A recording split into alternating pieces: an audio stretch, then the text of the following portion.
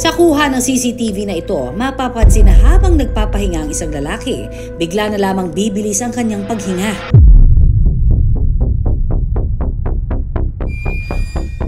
Nagsimula ring manginig ang kanyang kamay. Ang bilis ng paghinga at panginginig ng mga kamay, senyales nga ba ng atake sa puso? Anong dapat gawin kung mangyari ito? At ang lalaki sa video, kamusta na kaya? Si Ayan ang lalaki sa CCTV video. Ang 35 taong gulang na padre de pamilya, hard-working dad ang atake para sa kanyang mag-ina. I have multiple businesses. So kung ano yung kinakailangan sa akin, doon ako pumupunta, tapos yun, doon ako nag-uubos ng oras. And minsan kapag may meetings ako, nakakalimutan ko rin kumain, minom ng tubig. Pag nag-work ako, talagang dire-diretso eh. So like may weeks ako na hindi talaga ako nag-rest day. Pagka tumrabaho ako, dire-diretso yun. Kaya naman, nang minsan siyang umuwi para umidlip at magpahinga, bigla na lang daw siyang nagising ng hirap ng huminga. Nagulat na lang ako, nagpapalpitate ako. May something unusual na nangyayari sa akin. Tinignan ko yung kamay ko kasi kala ko inaatake na ako.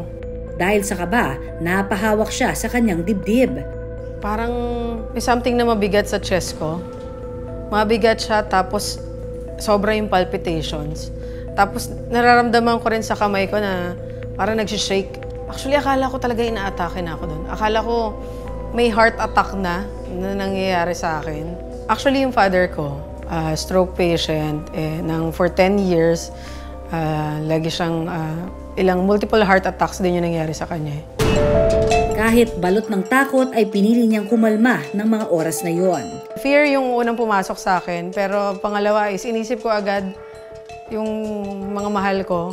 Kaya still nakalma ko yung sarili ko. Nung nakita ko sila, sabi ko, ay teka, I have to calm myself kasi ayokong magpanic yung wife ko tapos nandun din yung anak ko. Bumuti naman daw ang pakiramdam kaya hindi na nagpatingin sa doktor si Ayan. Hindi ako nagpatingin agad. Meron akong annual check-up, so okay naman yung mga lab test ko. Para mabigyang linaw ang nangyari kay Ayan, minabuti naming ilapit siya sa isang adult cardiologist na si Dr. Ted Ramos. Yung araw na yon, before you arrived home, galing ka ba sa nakakapagod na activity or actually, Doc, regular day? Yung work talaga, work. Tapos nilabas ko pa yung mag-ina ko. So, sobrang pagod. Matapos suriin ni Doc Ramos ang kanyang blood pressure at pinakinggan ang tibok ng puso. Base dun sa kinuwento mo sa akin, yung examinasyon ko sa'yo, sa ngayon, although wala pa tayong mga test na nagagawa, ano kaya ang naging resulta ng physical exam kay Ayan? Posible nga ba itong kaso ng heart attack?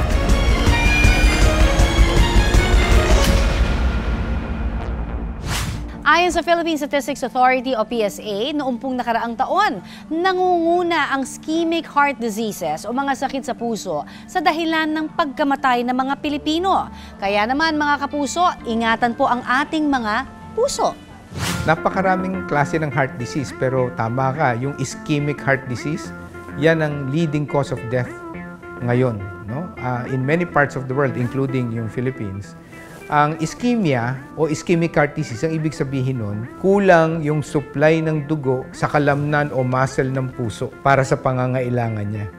Kadalasan nito, barado yung ugat na naghahatid ng dugo at sustansya dun sa puso. Kaya pag barado yon at yung puso na overwork, walang ma-supply o kulang yung supply na nakakarating sa kanya. Yun ang ischemia na tinatawag. Dito na raw nagkaroon ng heart attack. Pag matindi na ang ischemia, kakaroon ng heart attack. Yung heart attack, ito yung pagbabara na talaga ng ugat ng puso. Walang dadaloy doon at dahil wala nang dumaloy na dugo at sustansya doon sa isang bahagi ng puso, namamatay yung bahagi ng puso na yun. Hindi na nakaka-recover yun pag namatay yun. Ayon pa kay Doc Ramos, kahit sino ay posibleng makaranas ng heart attack o atake sa puso. Yung risk factors, meron nun yung mga wala ka namang magagawa, family history mo. Wala kang magagawa ron. For example, ikaw ay 45 o 50 anyos na lalaki, wala ka namang magagawa ron yung pagiging lalaki mo. Kasi risk factor din yun. Ayon kay Doc, ang ilan nga raw sa mga senyales na ikaw ay posibleng inaatake na sa puso ay kapag nakakaramdam ng pangkalahatang sakit sa dibdib, nagpapawis ng malamig at nahihirapang huminga. Kung unusual na yung feeling mo, hindi pangkaraniwan at nagdududa ka ng baka, kahit nasa baka pa lang ito'y malubha, pumunta na sa emergency room. Samantala, matapos ang pagsusuri ni Dr. Ramos kay Ayan, base dun sa kinuwento mo sa akin, yung eksaminasyon ko sa'yo, sa ngayon, although wala pa tayong mga test na nagagawa,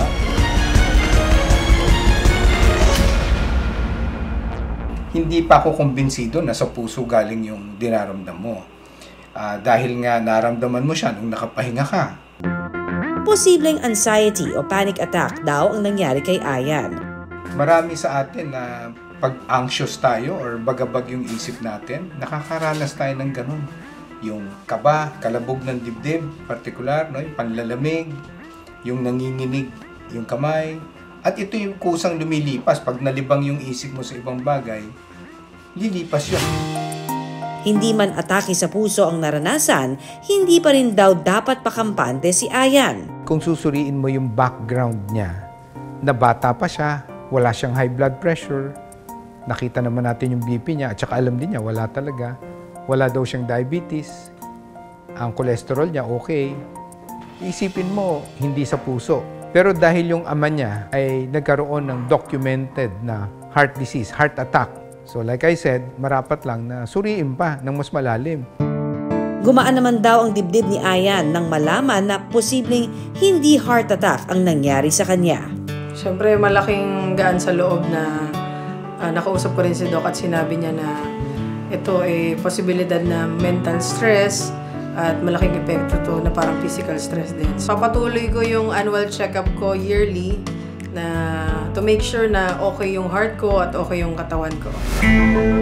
Pakinggan ang tinitibok ng inyong puso, lalo na kung may kakaiba ng nararamdaman nito. Sabi nga ng sikat na kanta, please be careful with your heart.